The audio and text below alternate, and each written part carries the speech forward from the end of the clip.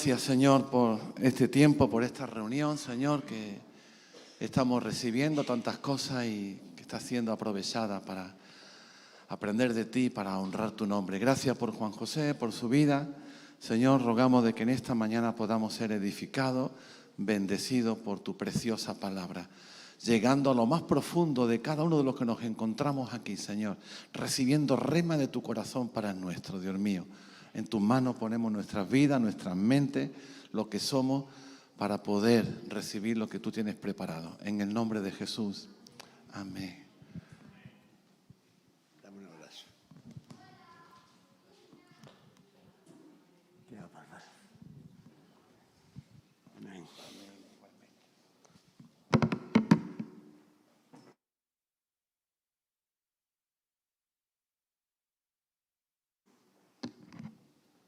¿Saben por qué le pedí un abrazo? Porque yo soy presbiteriano, una de las iglesias reformadas que vienen en el siglo XVI. Y él es una iglesia independiente de corte pentecostal. Pero estamos unidos por la misma fe y por el mismo Cristo y nos amamos como consiervos que somos.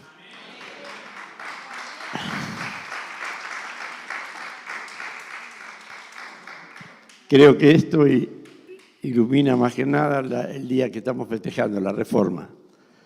31 de octubre de 1517, hace 505 años. Lutero, un monje católico agustino, en la iglesia de Todos los Santos del castillo de Wittenberg, clavó 95 tesis protestando por los abusos que la Iglesia Católica Apostólica Romana a la que él pertenecía estaban haciendo, habiéndose apartado de la palabra del Señor. Él le había mandado esas 95 tesis al arzobispo que correspondía, pero no le había dado importancia. Entonces las clavó en la puerta de la iglesia de Todos los Santos. Y como cada una de las tesis comenzaba con la palabra protesto, a los seguidores de él le llamaron protestantes. Por eso nos llaman protestantes. Yo protesto por la falta de fe, protesto por la falta de amor a Dios, protesto por la falta de obediencia a la palabra de Dios. No protesto por nada bueno, sino por algo malo. En ese sentido, si me llaman protestante, soy protestante.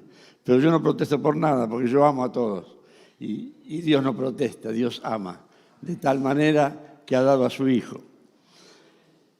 Yo no voy a hablar de la Reforma porque ya habló bastante Juan Carlos, pero quiero nombrar 3 cosas que considero importantes y que tienen que ver con el mensaje de hoy.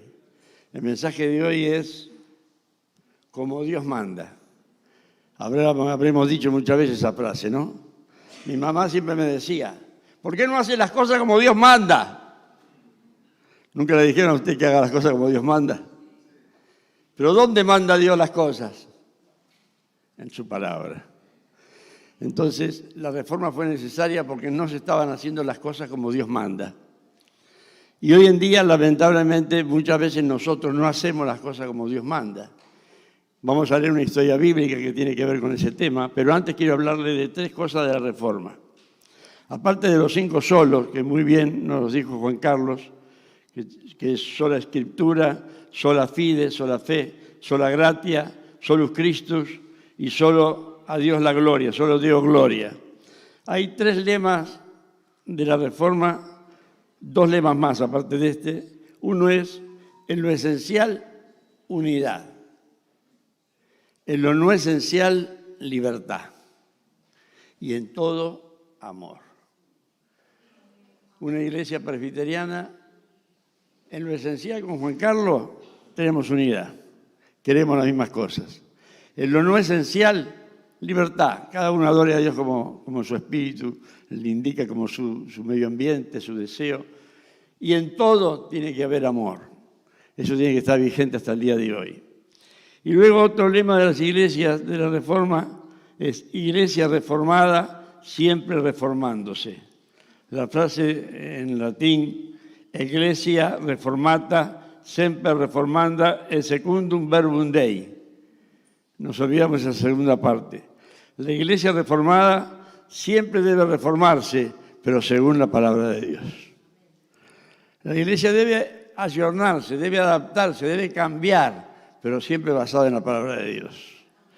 Yo fui un poco más de un año pastor de la Iglesia Presbiteriana de Buenos Aires, que es una iglesia fundada por colonos escoceses en el año 1829. Todo el templo, que es una catedral preciosa, fue llevado en barco desde Escocia. Y allí festejan el Día de la Reforma con el himno Sublime Gracia también, que se canta muchas veces en el año, con la diferencia que la banda está con su pollerita escocesa, con los kir y con las gaitas. Por eso Jessica se emocionaba y lloraba cuando escuchaba el himno, porque ella, como buena escocesa, recordará esos días. Y yo recuerdo que el primer día que tomé el pastorado de esa iglesia, allí estaba obligado a usar la toga, a usar una especie de sotana, y tienen una ceremonia que festejan desde 1829. Aparte del púlpito, hay otro atril debajo del púlpito que tiene una Biblia grande, inmensa, abierta, que cada día la abren un pasaje de la Escritura. Y el culto comienza cuando el anciano de la iglesia más viejo, el mayor de todos, yo me pongo adelante, allí en la puerta, y detrás mío, en fila, se ponen todos los ancianos de la iglesia, con la Biblia grandota en la mano. Y vamos desfilando. Todo un desfile desde la puerta hasta aquí. El anciano que lleva la Biblia va y la pone en el atril y la abre. Fue una ceremonia muy ceremoniosa, la gente muy impactada. Pero yo me sentí ridículo. Entonces yo les dije a ellos, al día siguiente, cuando me reuní con la sesión de la iglesia, yo me siento ridículo haciendo esto. Porque la iglesia debe reformarse, y le cité este pasaje. La iglesia reformada siempre reformándose. Ustedes, si quieren hacerlo, háganlo, pero yo no. Yo me quedo en el púlpito esperándolos. Bueno, si usted lo siente así, pastor, pero nosotros lo vamos a seguir haciendo. Lo hicieron 2 o 3 veces, después no lo hicieron más. Porque la iglesia reformada siempre debe estar reformándose.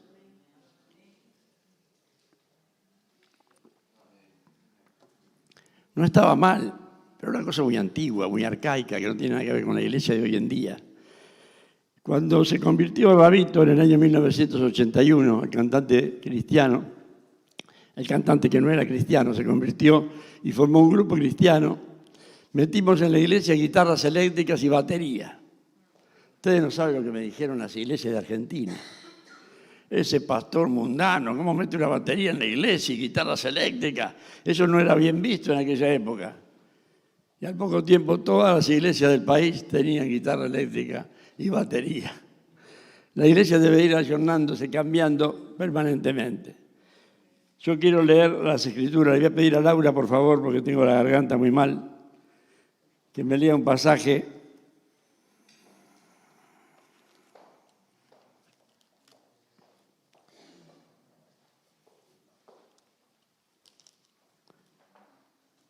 Primera de Crónicas, capítulo 13, versículo 1 al 14. Por favor. Primera de Crónicas 13, versículo 1 al 14. ¿No? David consultó con todos sus oficiales, entre ellos los generales y capitanes de su ejército. Luego se dirigió a toda la asamblea de Israel con las siguientes palabras. Si ustedes lo aprueban y si es la voluntad del Señor nuestro Dios, enviemos un mensaje a todos los israelitas por toda esta tierra, incluidos los sacerdotes y los levitas en sus ciudades y pastizales, a que se unan a nosotros. Es hora de traer de regreso el arca de nuestro Dios, porque la descuidamos durante el reinado de Saúl. Toda la asamblea estuvo de acuerdo, porque el pueblo comprendía que esto era lo correcto. De manera que David convocó a todo Israel, desde el arroyo de Sior en Egipto al sur hasta la ciudad de Lebo-Hamat al norte, para que participara en el traslado del arca de Dios de Kiriat Jeraim. Luego David y todo Israel fueron a Bala de Judá, también llamada Kiriat Jearim, para traer de regreso al arca de Dios, que lleva el nombre del Señor, quien está entronizado entre los querubines. Pusieron el arca de Dios en una carreta nueva y la retiraron de la casa de Adinadab.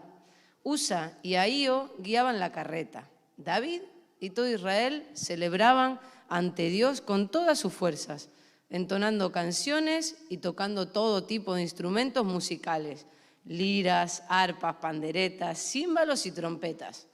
Cuando llegaron al campo de trillar de Nacón, los bueyes tropezaron y Usa extendió la mano para sujetar el arca. Entonces se encendió el enojo del Señor contra Usa y lo hirió de muerte porque había puesto su mano sobre el arca. Así fue como Usa murió allí en la presencia de Dios. David se enojó porque la ira del Señor se había desatado contra Usa y llamó a ese lugar Fares Usa, que significa desatarse contra Usa, nombre que conserva hasta el día de hoy. Ahora David tenía miedo de Dios y preguntó, ¿cómo podré regresar el arca de Dios para que esté bajo mi cuidado? Por lo tanto, David no trasladó el arca a la ciudad de David, sino que la llevó a la casa de Obed-edom de Gat. El arca de Dios permaneció en la casa de Obed-edom por 3 meses, y el Señor bendijo a los de la casa de Obed-edom y todo lo que él poseía. Amén. Gracias, Laura. Como ustedes saben, yo tengo Parkinson, y el Parkinson es una enfermedad degenerativa que a medida que pasan los años va atacando más partes del cuerpo. A mí me ataca la garganta y ya, gracias a Dios, las manos no tanto, me ataca los pies. Y yo tengo un pacto con el Señor hecho. Yo le permito que Él me lleve cuando quiera. Yo le doy permiso. Yo le dije, Señor, yo te doy permiso, llévame cuando quieras. Si querés ahora mismo, pero lo único que te pido es que no me olvide de tu palabra. Que no me olvide de tu palabra. Conocí un pastor que sabía la Biblia de memoria. Concursó en un programa de televisión que se llamaba Odol Pregunta por $1.000.000 en la década del 60. Y él se sabía la Biblia literalmente de memoria, ¿eh? Usted le decía a Isaías 14:11 y él le decía, citaba perfecto de memoria. Y lo fui a visitar cuando ya era viejito, después de no verlo durante muchos años, y apenas me conoció. No se acordaba ni cómo se llamaba. Yo digo, Señor, vos llévame cuando quieras, pero que yo no pierda la memoria. Hasta ahora vamos cumpliendo el pacto los dos.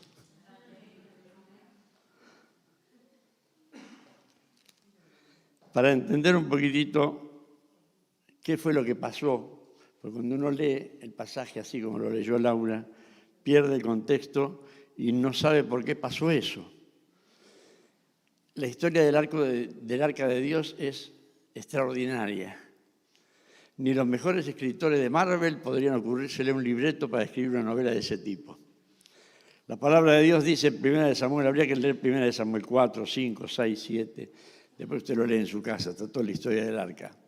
Dice que Israel estaba en batalla contra los filisteos y estaba perdiendo la batalla, habían muerto 4.000 hombres. Entonces mandaron a llamar al sacerdote Elí, que era el sacerdote que tenía 2 hijos, que los 2 hijos estaban en pecado, y fue el que enseñó y al cual servía el profeta Samuel. Lo mandó a llamar el pueblo, los generales del ejército, y dijeron, traigan el arca de Dios al frente de batalla, porque estamos perdiendo la guerra, porque Dios no está con nosotros. Entonces los hijos del sacerdote, que eran 2 pecadores, llevaron el arca al frente de batalla, pero perdieron la batalla, murieron miles y los filisteos se llevaron el arca, capturaron el arca. Se robaron el arca y la llevaron a la ciudad de Asdod, en su país, en Filistea. Llegaron a su país y se fueron al templo de su dios Dagón. Dagón era una imagen de un hombre muy feo, muy alto, que lo tenía en un pedestal. Y al lado de donde estaba la imagen del dios Dagón pusieron el arca del Señor. A la mañana siguiente fueron al templo y cuando entraron al templo encontraron que el dios Dagón estaba postrado en el suelo boca abajo delante del arca de Dios. ¿Qué pasó aquí? Dijeron. Entonces subieron otra vez a su altar, al Dios. Y a la mañana siguiente fueron al templo y el dios Dagón había caído, se le había arrancado la cabeza, los brazos, había quedado solo el tronco, boca abajo delante del arca del Señor. Y eso no fue todo. Empezó a haber plagas, tumores, la gente moría por tumores, hubo una plaga de ratas que infectaba con pestes a toda la ciudad, miles murieron. Entonces se enojaron y mandaron el arca a otra ciudad. Cuando el arca llegó a la otra ciudad de Gat, lo mismo, empezó a salir de tumores a la gente, empezó a enfermarse, hubo una plaga de ratas y así fue sucediendo de ciudad en ciudad durante 5 ciudades, hasta que por fin llamaron a los sacerdotes de Dagón, el famoso dios de ellos, y a los adivinos y le preguntaron, ¿qué tenemos que hacer para que pare toda esta mortandad? Miren, lo que tienen que hacer es devolver el arca a Israel, porque a lo mejor es por culpa de eso. ¿Cómo hacemos? Mire, muy fácil. Para probar realmente que fue Dios, el Dios de Israel, el que mandó estas plagas, cojan 2 vacas que tengan cría, que estén amamantando. A los terneros los meten en un corral encerrados. Y a las 2 vacas que nunca hayan llevado un yugo, le ponen un yugo y la ponen tirando una carreta nueva. Y en la carreta ponen el arca. Y pongan un cofre con 5 tumores de oro y 5 ratas de oro. Para el perdón por todo lo que hicimos. Por si acaso es el Señor el que hizo esta plaga. Y así hicieron. Tomaron una carreta nueva, pusieron 2 vacas con cría, encerraron a las crías en el corral y dijeron, si las vacas siguen derecho y se van hasta Israel, cruzan la frontera, entonces esto era del Señor. Pero si las vacas se vuelven al corral donde están las crías, fue la casualidad. Pusieron la carreta con las 2 vacas y las vacas empezaron a caminar, cruzaron la frontera y llegaron a un campo donde estaban los judíos cosechando. Cuando vieron el arca, se pusieron todos contentos, desarmaron la carreta, la hicieron leña, mataron las vacas y se la entregaron en sacrificio al Señor. El arca había vuelto a Israel. Pero 70 hombres de ese pueblo abrieron el arca para ver lo que había adentro. ¿Y qué fue lo que pasó? Murieron fulminados, porque nadie podía tocar el arca, sino solo los levitas. Entonces la mandaron a otra ciudad y el arca, dice, termina el pasaje diciendo que el arca estuvo en aquella ciudad. Entonces la enviaron a Kiriat Jearim, donde permaneció 20 años. 20 años el arca permaneció en aquella ciudad. Mientras tanto, en esos 20 años, en Israel, David fue ungido como rey en Hebrón, donde reinó 7 años. Conquistó Jerusalén y se hizo un palacio en Jerusalén y preparó una carpa, un tabernáculo para traer el arca de Dios. Y dijo, yo quiero traer el arca de Dios a Jerusalén, el pasaje que leyó recién Laura. Vamos a preparar, como los filisteos mandaron el arca en una carreta con bueyes, vamos a hacer lo mismo. Agarramos una carreta nueva, le ponemos bueyes y traemos el arca más rápido. No, pero le dijeron los levitas, el arca tiene que ser transportada por los levitas en el hombro. Cuando Dios mandó construir el arca, mandó poner en las 4 esquinas 4 argollas de oro y 2 varas de madera revestidas de oro puestas en cada argolla. Y esas varas no se tenían que sacar, tenían que estar siempre listas allí para poder salir cuando Dios quisiera. Tenemos que estar siempre dispuestos a seguir al Señor. Solo los levitas pueden cargarla al hombro. No, pero ¿no vieron cómo los filisteos la mandaron en una carreta y el arca llegó bien, sin ningún problema? Hay que modernizarse. Vamos a ayornarnos. Y David quiso traerla en la carreta. Preparó una gran fiesta, los levitas tocando la trompeta, los músicos cantando, los cantores cantando, los músicos tocando, todos vestidos de fiesta, danzando y bailando. Traían el arca para Jerusalén. Pero trastabillaron los bueyes, el arca trastabilló, parecía que se caía y el cuidador del arca la sostuvo y murió fulminado, porque el arca solo la podían tocar los levitas. La iglesia puede modernizarse, pero siempre de acuerdo con la palabra del Señor. Ellos quisieron modernizarse, pero no de acuerdo con la palabra de Dios, sino como el mundo actuaba. El mundo llevó la carreta, llevó el arca en una carreta, y David quiso hacer lo mismo, pero la iglesia no tiene nada que ver con el mundo. No puede el mundo ser mi hogar. Entre paréntesis, le digo a los músicos, me deben un himno. Juan Grande es él, me cantaron solo el estribillo. Yo quería escuchar todo el himno. Así que espero que otro día me lo canten. Yo estaba contento que iba a escuchar Juan Grande es él y me iba a escuchar solo el coro. Señor mi Dios, a contemplar los cielos del firmamento y las estrellas 1000, al oír tu voz en los potentes truenos y ver tu luz el sol en mi redil. La iglesia no puede modernizarse dejando de lado la palabra del Señor. La iglesia no puede adoptar nuevas cosas si no está de acuerdo con la palabra de Dios. Por eso la iglesia reformada, siempre reformando se dice, pero en latín la frase completa, siempre reformada, en secundum verbum Dei, según la palabra de Dios. La iglesia debe reformarse, pero siempre de acuerdo con la palabra de Dios. Pasó un tiempo, el arca la dejaron así donde fue el accidente en la casa de un creyente que era levita, dejaron el arca durante 3 meses. 3 meses después, David dice,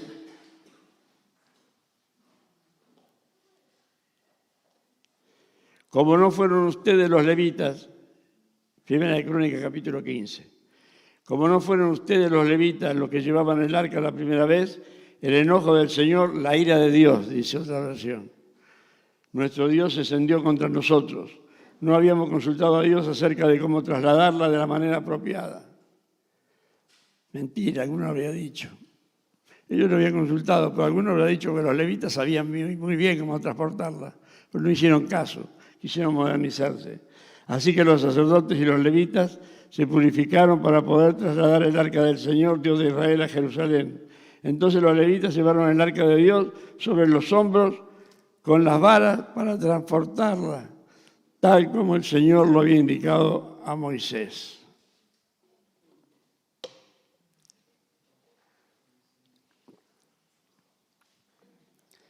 Mateo 16, 24, Jesús dijo, si alguno de ustedes quiere venir en pos de mí, tiene que abandonar su propia manera de vivir, tiene que negarse a sí mismo, tomar la cruz y seguirme. A Dios tenemos que llevarlo sobre los hombros. Dios tiene que ser algo que esté sobre nosotros. Tome su cruz, dijo Jesús. La cruz donde se carga, en el hombro. Y sígueme. Si tratas de aferrarte a la vida, la perderás. Pero si entregas tu vida por mi causa, la salvarás. ¿Y qué beneficio obtienes si ganas el mundo entero, pero pierdes tu alma? ¿Hay algo que valga más que tu alma? Pues el Hijo del Hombre vendrá con sus ángeles en la gloria de su Padre y juzgará a cada persona de acuerdo con sus actos. Por lo tanto, toma tu cruz y sígueme. Significa estar dispuesto a morir con el fin de seguir a Jesús. Esto se llama morir a sí mismo. Es un llamado a la entrega absoluta. El yo debe morir cada día. Pablo dijo, ya no vivo más yo. ¿Quién vive en mí? Ahora yo te pregunto, ¿vive en ti? ¿O tu yo no lo deja vivir? ¿Lo llevas sobre tus hombros o lo llevas cómodamente al lado tuyo en una carreta, sin hacer ningún esfuerzo? Los levitas tenían, el arca era bastante pesada, no se sabe cuánto pesaba, pero calcula que más de 30 kilos de oro macizo. Tenían que cargarla sobre los hombros. Dios nos tiene que pesar. Ser cristiano tiene que ser algo serio para nosotros. No emocionarnos cuando un coro lindo, no emocionarnos cuando un himno tan hermoso como Amazing Grace que cantamos hoy, sino vivirlo realmente en cada situación de nuestra vida, en cada actitud, en cada cosa. Negarnos a nosotros mismos. Ya no vivo yo, ahora es Cristo el que vive en mí.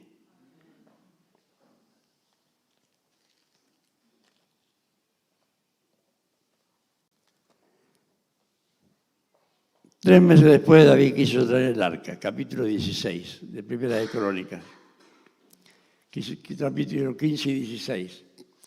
Entonces lo hizo bien como tenía que hacerlo. Llamó a los levitas, dijeron, ustedes son los responsables de hacer esto.